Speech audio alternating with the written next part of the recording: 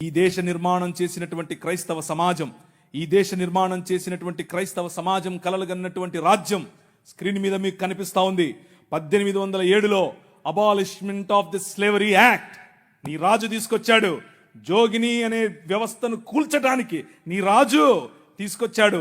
1930లో ముత్తులక్ష్మిరెడ్డిని నిలబెట్టి మెడ్రాస్ లెజిస్లేటివ్ కౌన్సిల్లో ఈ దేవదాసి వ్యవస్థను నాశనం చేయటానికి దాన్ని తీసి పారేయండి అని పిల్లు పెట్టింది. నీ రాజు పంపగా వచ్చిన వ్యక్తులు ఆంధ్ర జోగిని యాక్ట్ మనం తీసుకొచ్చాం. ఇంగ్లీష్ ఎడ్యుకేషన్ ఫర్ ఎవ్రీబడి, ప్రతి ఒక్కరికి 1835 మనం తీసుకొచ్చాం. 1795 రైట్ టు ప్రాపర్టీ, అంతకుముందు ఎవరు భూములు కొనటానికి లేదు. బడుగు బలహీన వర్గాలు భూములను స్వాధీనం చేసుకునేవాళ్ళు. నీకేంద్ర రే మల్లిగా అనేవాళ్ళు, నువ్వెవర రే ఈరిగా అనేవాళ్ళు, నువ్వెవర రే బయటుండు, నువ్వు మా ఇంటికి రావద్దు, నీ నీడ పడద్దు అన్నారు. కానీ నీ రాజు నీకు అధికారం ఇచ్చాడు. భూమి కొనుక్కునే అధికారం, భూమిలో పండించుకునే అధికారం, పండించిన దాన్ని తినే అధికారం నీది. అంతకు ముందేమయ్యేది, భూమి తీసుకుని కష్టపడి మంచిగా పనిచేసి ఇంత పండు పండిన తర్వాత వస్తాడు అయ్యగారు, ఏట్రా ఇది ఏటి బాబండింది, అమ్మగారి కాలంటే ఇచ్చిరాపో అంటే నోరు మూసుకొని ఇవ్వాలి అంతే. అదే చట్టం. కానీ ఈరోజు అది కాదు.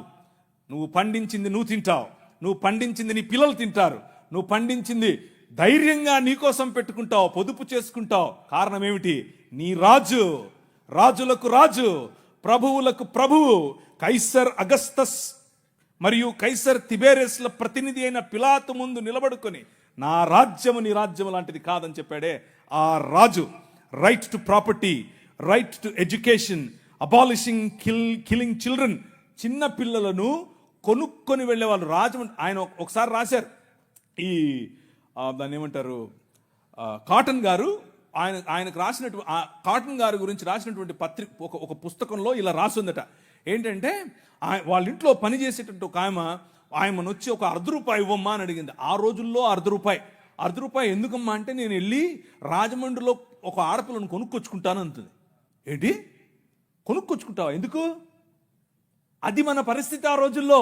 పిల్లలు నమ్ముకునేటటువంటి బతుకులు, తినటానికి లేని బతుకులు, పిల్లలు నమ్ముకునేటటువంటి బతుకుల నుండి నీ రాజు, నువ్వు అమ్మటానికి వీలు లేదు, నువ్వు చంపటానికి వీలు లేదు.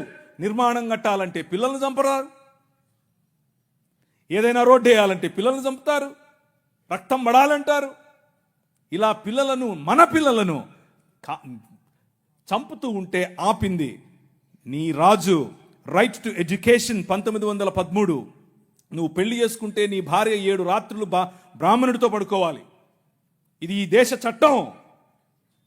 నువ్వు నల్లగా ఉన్నావట, నీకు దాన్ని ఏమంటారు బట్టతలు ఉందంట, రింగులు ఎంటుకలు ఉన్నాయంట, కాబట్టి నువ్వు దాసుడివి, దస్యుడివి, నువ్వు రాక్షసుడివి, నువ్వు మ్లేచ్ఛుడివి.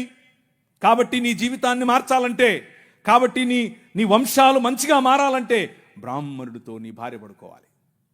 కలిగే పిల్లలు ఎలా ఉంటారు? అప్పుడు ఆర్యీకరణ జరుగుతుంది. కృణ్వంతో విశ్వమార్యం అన్నారు. అంటే అర్థం ఏంటి? ఈ ప్రపంచం మొత్తాన్ని కూడా ఆర్యీకరణ చేయాలి అన్నది వారి రాజ్య కళ. The kingdom of Rama, but the kingdom of God, దేవుని రాజ్యం ఏమన్నా తెలుసా? ఎవరితో పడుకోవక్కర్లేదు. My blood is enough, I will cleanse you from all sin.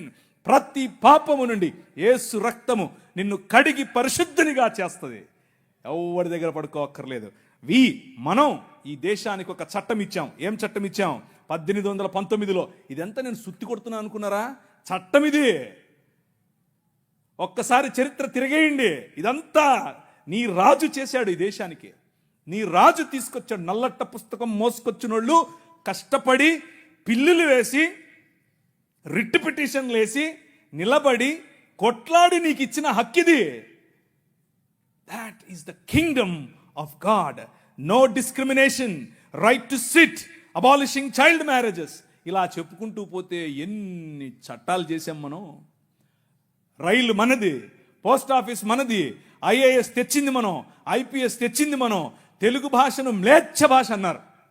అరే ఏం భాష మాట్లాడుతున్నాడు మ్లేచ్ఛుడా అంటే తెలుగు భాషలో డిక్షనరీ, మొట్టమొదటి డిక్షనరీ మంది మీ నాయన రాజు, ద కింగ్. మనం ఇచ్చాం. CP brown, he was a machinery. ఆయన కలెక్టర్ మాత్రమే కాదు, మిషనరీ. తెలుగు భాష గద్య భాగంలో మొట్టమొదటి పేపర్ మనది. తెలుగు భాష గద్య భాగంలో మొట్టమొదటి పుస్తకం మనది.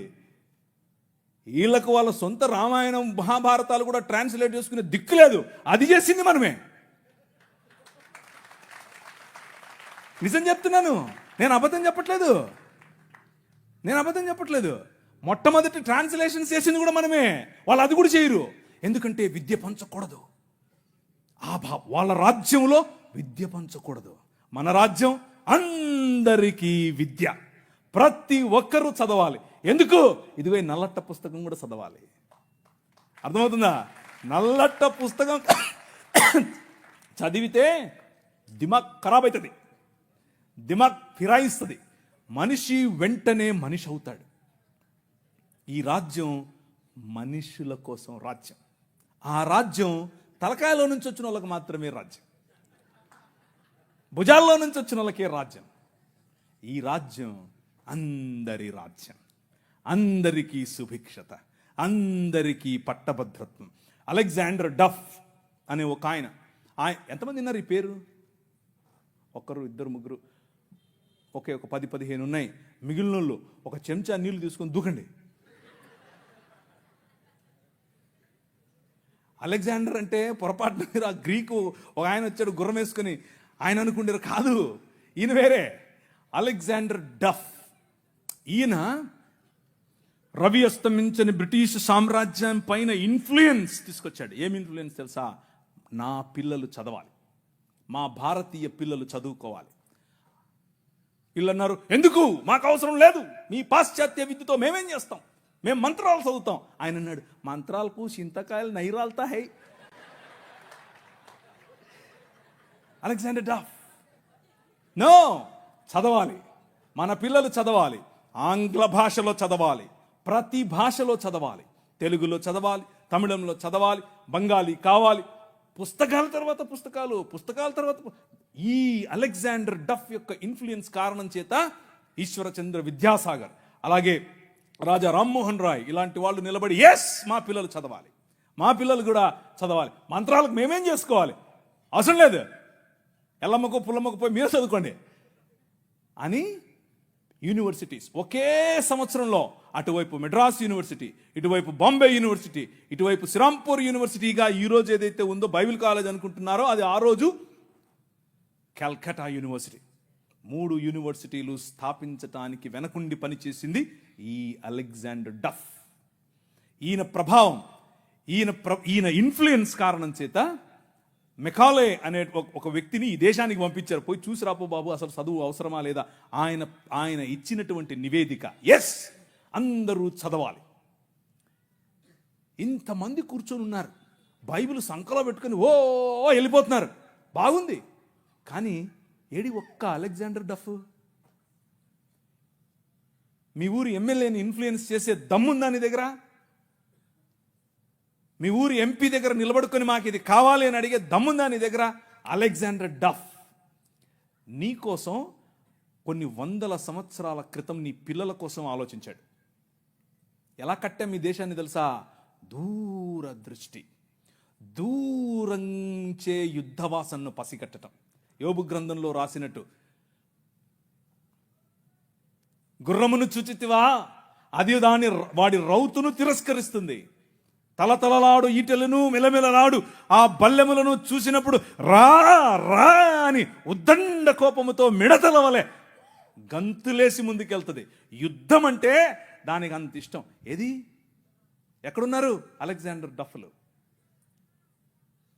రైజా, ఇంతవరకు పాట పాడారు, లే నిలబడు, లే నిలబడు. ఎప్పుడు నిలబడతావు ఇంక నువ్వు? నీ చరిత్ర. డాక్టర్ బాబాసాహెబ్ భీమ్రావ్ అంబేద్కర్ గారి మాట అన్నారు. ఆయన కూడా ఒక చోట నేర్చుకున్నదే, మనమే నేర్పాం. The king of this world నేర్పాడు. ఏమన్నారు తెలుసా? చరిత్ర, నీ చరిత్ర తెలుసుకోకపోతే నువ్వు చరిత్రలో లేకుండా పోతావు. ఇది నీ చరిత్ర. ఇది నువ్వు ఈ దేశానికి, ఈ దేశ నిర్మాణంలో నువ్వు సాధించినటువంటి చరిత్ర. దారా యాక్ట్ 1879. దారా అంటే డెక్కన్ అగ్రికల్చరల్ రిఫార్మ్స్ యాక్ట్ దాని పేరు. ఆ రోజుల్లో స్వరాజ్యం లోకమానుడు ఉన్నాడు కదా ఆయన అన్నాడు, ఏమన్నాడు, ఆయన ఎందుకు అంతటానికి, ఎవరికి? పేదలు, బడుగు, బలహీన వర్గాలు వెళ్ళి దాన్ని ఏమంటారు, దున్నుకుంటామయ్యా అంటే, సరే దా. అదేదో ఆ రోజుల్లో సినిమా వచ్చింది, సబ్బు పౌడరు చూపించి వాళ్ళ దగ్గర భూములు తీసుకునేవాడు. ఆ టైప్ ఈడు. అలా చేస్తూ ఉంటే క్రైస్తవ మిషనరీలు అప్పుడున్నటువంటి డెక్కన్ ప్రాంతానికి రాజు అయినటువంటి హైదరాబాద్ హయాంలో వాళ్ళ దగ్గరికి వెళ్ళి ఇన్ఫ్లుయెన్స్ చేసి, నో అలా కాదు, అలా ఉండడానికి వీల్లేదు, దే ఆర్ పెసెంట్స్, వాళ్ళకి అంతంత వడ్డీకి రుణాలు ఇస్తే వాళ్ళు ఎట్లా కడతారు, వాళ్ళు ఎలాగూ కట్టలేరు. కాబట్టి డబ్బులేమో ఇచ్చేసి వాళ్ళు కట్టలేని పక్షంలో వాళ్ళ భూములు తీసుకోవటం ఏంటిది? This is not righteousness, this is not right. అది న్యాయం కాదు. ఆయన భుజముల మీద రాజ్యభారముండును. ఆయన భుజములు ఎక్కడ ఫ్రిడ్జ్లో పెట్టి వచ్చింటాడా?